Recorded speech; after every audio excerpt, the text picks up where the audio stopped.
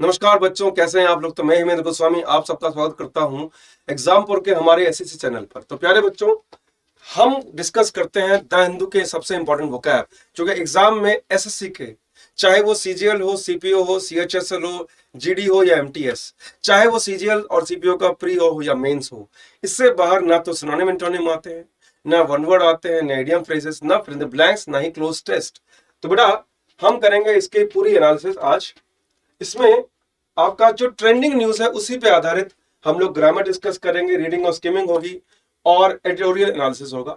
तो सबसे पहला शब्द है कैरोज। कैरोज का मतलब है खान पान कर आनंद मनाना, मतलब खाओ पियो मस्त रहो, है ना। एक गाना याद है ना, खाओ पियो मित्रों, ऐश करो मित्रों, है ना।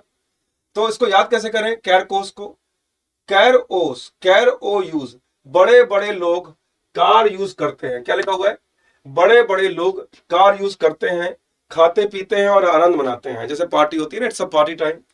तो इसका सिनोनिम है फ्रोलिक या क्वैक। तो इस तरह के क्वेश्चन बेटा आपके सिनोनिम एंटोनिम में बहुत आते हैं एसएससी के।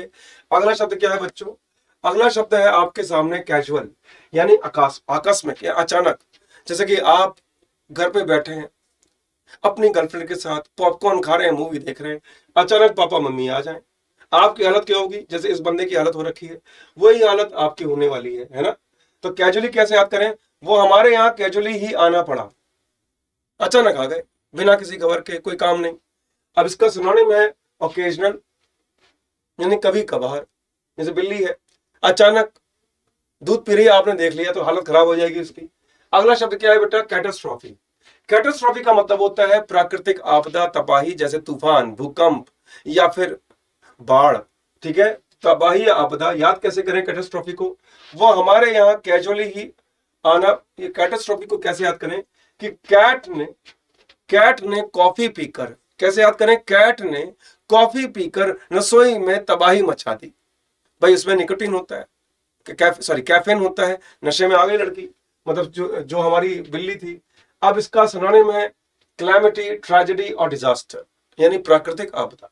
अगला शब्द क्या है बच्चों, अगला है कवर्ट। केवर्ट का मतलब है जंप लगाना, कूद जाना। याद कैसे करें, केवर्ट ने जैसे ही नाव किनारे किया मैं कूद पड़ा। भाई क्यों, हो सकता है भाई के पास पैसा ना हो, है ना। जैसे ही वो किनारे पहुंचा, मेरे पास पैसे नहीं थे, वो मार के पकड़ेगा, तो मैं इससे अच्छा कूद पड़ा। तो केवट ने जैसे ही नाव किनारे लगाई मैं कूद पड़ा। सिनोनिम है जंप, ये तो आसान है। अगला शब्द बच्चों क्या है, सेरेमोनियल, यानी शिष्टाचार, है ना। जैसे मिस्टर बीन्स को देख रहे हैं आप, ये कितना शिष्टाचार से बात कर रहे हैं, व्यवहार कर रहे हैं। तो याद कैसे करें, सेरेमोनी पर लोग फॉर्मल कपड़े पहनकर आते हैं, है ना। कि भाई आप वैसे तो जीन्स टी शर्ट वगैरह पहन के घूमोगे, लेकिन जैसे ही कोई त्योहार हुआ या फिर कोई जन्मदिन की पार्टी हुई या फिर कोई शादी विवाह हुआ, तो आप उसमें कैसे आते हैं, बड़े सभ्य तरीके से। शिष्टाचार, इसको हम फॉर्मल भी कहते हैं। ठीक है बच्चों, अगला शब्द है चैफ। चैफ होता है झुंझलाना, कि आप गुस्से में हैं, आपका मन कर रहा है कि सर फोड़ दें किसी का, लेकिन खुद का फोड़ने लग जाओ, उसको बोलते हैं शेफ। अब शेफ को याद कैसे करें, कैफे में अधिक भीड़ होने के कारण अक्सर वाला झुंझला गया। कैफे वाला ये ए नहीं है, ये कैफे वाला झुंझला गया। भाई इतनी भीड़ थी, कोई कह रहा है कॉफी ले आओ, कोई कहता है मेरा बर्गर रह गया। भाई कैफे वाला झुंझला गया, पागल हो गया, पगला गया। तो क्या बोलेंगे, कैफे में अधिक भीड़ होने के कारण कि कैफे वाला झुंझला गया। इसका सिनोनिम है इरिटेट होना। अगला शब्द है बेटा केओस, यानी अराजकता, यानी कि हर जगह उथल पुथल है, कहीं कोई सिस्टम नहीं। जैसे यहां पर देखिए, कोई भी सिस्टम नहीं है, ट्रैफिक पुलिस नहीं है, ट्रैफिक लाइट नहीं है, हर कोई जहां चाहे मुंह उठा के गाड़ी चला रहा है ना। कई लोग घायल होंगे इसमें। तो इसको बोलते हैं केओस, यानी डिसऑर्डर या मिक्सअप हो जाना, या गड़बड़ हो जाना, या डिसऑर्डर हो जाना। याद कैसे करना है, केओस को कैसे याद करना है, जहां अराजकता होती है वहां लोगों को चूसा जाता है। अब चूसा जाता है मतलब उनका खून चूस लेते हैं। अगला शब्द क्या है बेटा, करिश्मा। करिश्मा मतलब आप में कोई टैलेंट है, लोग आपकी तरफ देखते रह जाते हैं, कोई खूबी है, आपके अंदर कोई प्रतिभा है। याद कैसे करना है, उस बच्ची के अंदर इतनी प्रतिभा है, प्रतिभा ये तो कुदरत ही करिश्मा है। भाई छोटी सी बच्ची है, मान लीजिए वो आईआईटी का एग्जाम क्रैक कर ले, तो क्या कहेंगे, भाई इसमें बड़ा करिश्मा है, चार्म है। मतलब जिन लोगों में खूबी होती है, कोई कला होती है, टैलेंट होता है, उसके अंदर एक क्या होता है, प्रतिभा होती है, चार्म होता है, अट्रैक्शन। अगला है चोविनिज्म। अब चोविनिज्म का मतलब क्या, कट्टरता। एक बार जो ठान लिया वो ठान लिया, जैसे हमारे गांधी जी हैं, उसकी छवि एक कट्टर देशभक्त की रूप में है और वो कई बार जेल जा चुका है। क्या बोला, समझ में आया? तो छवि, क्या बोला, उसकी छवि ऐसे कट्टर देशभक्त की है कि वो झुकने को तैयार नहीं है, कई बार जेल जा चुका है। सिनोनिम है जिलेटरी। अगला शब्द बच्चों, अगला शब्द है आपके सामने चाइल्ड। चाइल्ड का मतलब है डांटना। चाइल्ड कैसे याद करें? चाइल्ड को नहीं डांटना चाहिए भाई, छोटे बच्चों को नहीं डांटना चाहिए।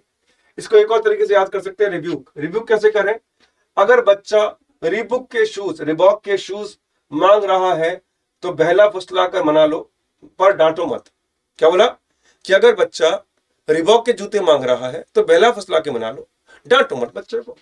अगला शब्द क्या है बच्चों? अब हम करेंगे प्रैक्टिस। पहला शब्द क्या है?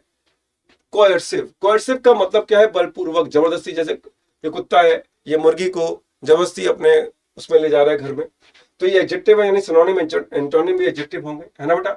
बलपूर्वक इसका सिनोनिम है। सिनोनिम इंसिस्ट करना, यानी किसी पे जोर देना, या प्रेसिंग करना, दबाव डालना, या परसिस्ट करना।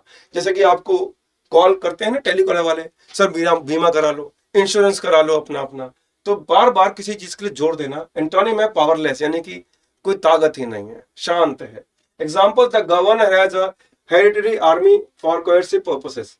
किस गवर्नर के पास एक पारंपरिक आर्मी है जो हर चीज को बलपूर्वक तरीके से कराना जानती है। अगला शब्द बेटा आउटले। आउटले मतलब क्या है? खर्चे। ये एक नाउन है, इसका मतलब है खर्चे या एक्सपेंडिचर। एक्सपेंसेस या स्पेंडिंग इसका सिनोनिम है। एंटोनिम क्या है? इनकम। भाई पैसा आ रहा है, इनकम जा रहा है, तो क्या है? एक्सपेंडिचर। ठीक है बेटा? जैसे गाना गा रहा है ये तू पैसा पैसा करती है। अगला शब्द क्या है बच्चा? अगला है सैंटिफाई। ये एक वर्ब है जिसका मतलब है शुद्ध करना, साफ करना, या फिर कंसंट्रेट। ठीक है बेटा? चीजों को क्लीन करना। ब्लेस या ऑर्डेन इसका सिनोनिम है। एंटोनिम है डिकंसंट्रेट, मतलब गंदा कर देना, खराब कर देना। Example, he was concentrated bishop of York. कि भैया जैसे आप मंदिर गए, मंदिर में भैया आपको क्या लगता है? चर्च गए, आपको क्या लगता है कि भैया आपके सारे पाप धुल जाएंगे? तो भैया पाप धोने आई है मैडम। अगला शब्द क्या है बच्चों? अगला है कंटेम्परेरी। इसका ये एक एडजेक्टिव है, इसका मतलब समकालीन। जैसे कि गांधी जी, नेहरू जी, जवाहरलाल नेहरू और आपके सुभाष चंद्र बोस, ये कौन है? समकालीन है, यानी एक समय ही ये सारे काम कर रहे थे। ठीक है? सिनोनिम है मॉडर्न, प्रेजेंट डे, और एंटोनिम है ओल्ड फैशन या आउट ऑफ डेट। अब वाक्य क्या है? The event was recorded by a contemporary historian. कि एक कंटेम्परेरी समकालीन हिस्टोरियन ने इवेंट को रिकॉर्ड किया था। ठीक है बेटा? अगला बढ़ते हैं आगे। अगला शब्द बच्चों आपके सामने प्रोपेंट। प्रोपोनेंट। प्रोपोनेंट एक नाउन है जिसका मतलब है समर्थक या सपोर्टर। इसका सिनोनिम अपहोल्डर, एक्सपोनेंट, यानी जैसे कि पब्लिक भाई साहब पागल हो गई है, भावड़ी हो गई है सपोर्ट करने के लिए। एंटोनिम अपोनेंट, यानी विरोध करने वाला। वाक्य क्या है? He is a strong proponent of free market and liberal trade policies. वो व्यक्ति फ्री मार्केट और उदार ट्रेड के प्रति समर्थक है। ठीक है बच्चा? अब करते हैं जरा प्रैक्टिस। आपके सामने एक शब्द है रिमोट। इसका सिनोनिम क्या होगा? ऑप्शन है ऑटोमेटिक, डिस्टेंस, सैवेज या मीन। दिमाग में कोई आंसर आ रहा है बच्चे? तो बड़ा आंसर क्या है देखिए, दिमाग है, इसका आंसर है बेटा डिस्टेंट, यानी दूर। जैसे बोलते हैं रिमोट एरिया, मतलब कि ऐसा जगह जहां पर बिजली पानी नहीं है, रोड नहीं है, उसको बोलते हैं रिमोट। ऑटोमेटिक मतलब स्वतः, स्वचालित, अपने आप, जैसे वॉशिंग मशीन होती है, खुद ही धो लेती है, खुद ही सुखा लेती है। सैवेज मतलब घातक या हिंसक। और मीन का मतलब होता है नीच, मतलब ही। और मीन का एक और अर्थ होता है अर्थ, यानी कि मीनिंग। अगला शब्द क्या है बेटा? Detest. डी टेस्ट का सिनोनिम क्या होगा, कोई बताएगा? डी टेस्ट का सिनोनिम क्या होना चाहिए? यस प्यारे बच्चों, बताइए कोई। बेटा डी टेस्ट का मतलब क्या है, आइए समझते हैं। डी टेस्ट का मतलब है नफरत करना या घृणा करना, या आर्ग्यू का मतलब बहस करना, डिस्कवर पता ही है खोज करना, रिवील मतलब प्रकट करना।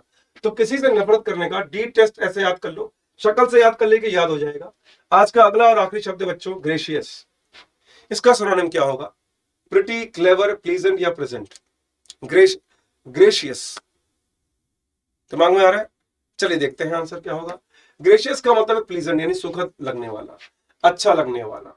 जैसे कि ये कुत्ता है बेचारा, खा पी के मस्त आराम कर रहा है, उसको बोलते हैं सुखद अनुभव। ग्रेशियस होता है सुंदर। क्लेवर यानी चालाक, इसको हम प्रूडेंट भी कहते हैं, चालाक को। प्रेजेंट पता ही आपको। तो ये आपका आंसर है बेटा। तो आज के इतना काफी है। तो यदि आप एसएससी की तैयारी कर रहे हैं तो बड़ा द हिंदू के वोकैब के अलावा कुछ भी नहीं आता पिछले 25-30 सालों से, तो आप लोगों से रिक्वेस्ट है, वीडियो को लाइक करने के साथ साथ शेयर भी कीजिएगा, और यदि आपने चैनल सब्सक्राइब नहीं किया है Exam4 SSC चैनल तो सब्सक्राइब भी कर लीजिएगा। तो आज के इतना काफी है। मस्त रहें, व्यस्त रहें, जबरदस्त रहें, माता पिता की बात माने, अपना ध्यान रखें। बाय बाय, टेक केयर, जय हिंद।